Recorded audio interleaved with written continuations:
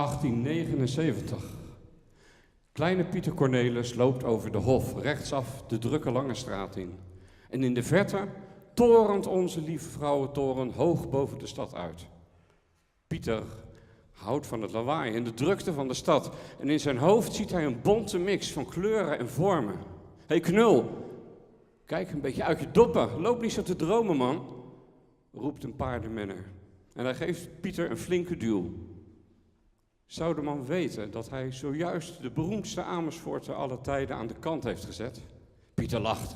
Hij houdt van het lawaai en de drukte van de stad. Zijn stad, Amersfoort, de mooiste stad van Nederland.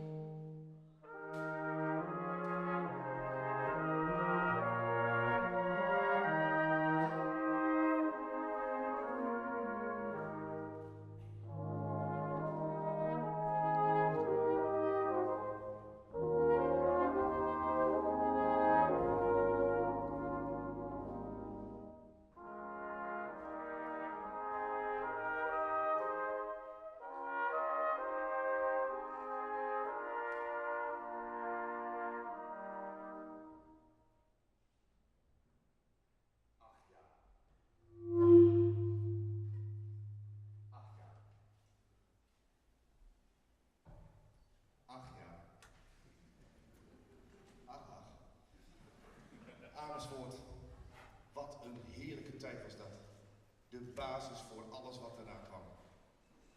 In de jaren erna leerde ik schilderen van mijn vader, van mijn oom Frits, die zelf kunstschilder was, en natuurlijk op de academie. Ik toonde tal van werken op tal van tentoonstellingen. En ik kreeg zelfs een beurs van koningin Emma, 100 gulden voor Piet. Mijn vroegere werken bestonden veelal uit natuurlandschappen in mooie herfstkleuren. Ik hield van de herfst.